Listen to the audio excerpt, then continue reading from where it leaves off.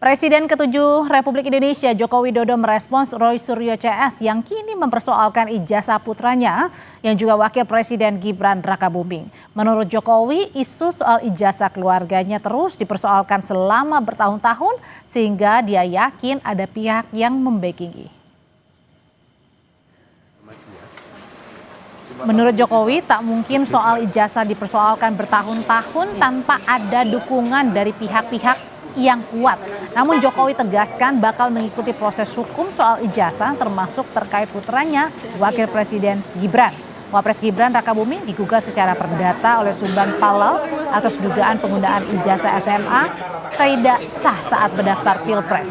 Jokowi juga menegaskan keputusan menyekolahkan Gibran ke luar negeri adalah atas inisiatifnya agar putranya bisa mandiri. Ijazah Jokowi dimasalahkan, ijazah Gibran dimasalahkan, nanti sampai ijazah Jakarta dimasalahkan.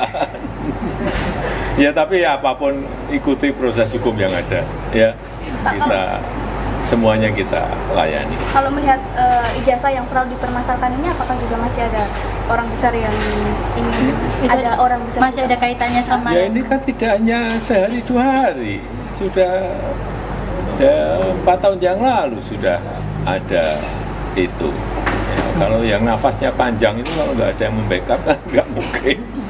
Di Orchid Park Secondary School. Oh yang nyarikan saya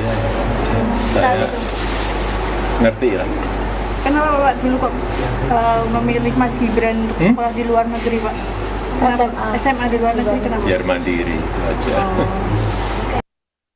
Sebelumnya pada 9 September kemarin, Roy Suryo penggugat ijazah Jokowi mendatangi Komisi 3 dan 10 DPR RI untuk mengajukan permohonan audiensi atau rapat dengar pendapat membahas ijazah Jokowi dan Wapres Gibran.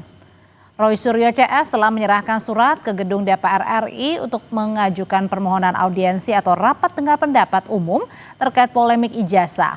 Materi pertama adalah menyangkut temuan dugaan ijazah Jokowi yang kemudian sudah dituangkan dalam buku Jokowi's White Paper. Kemudian juga sementara untuk menyangkut Wakil Presiden Gibran, pihaknya akan menyampaikan persoalan menyangkut ijazah SMA yang kini tengah digugat secara perdata ke Pengadilan Negeri Jakarta Pusat.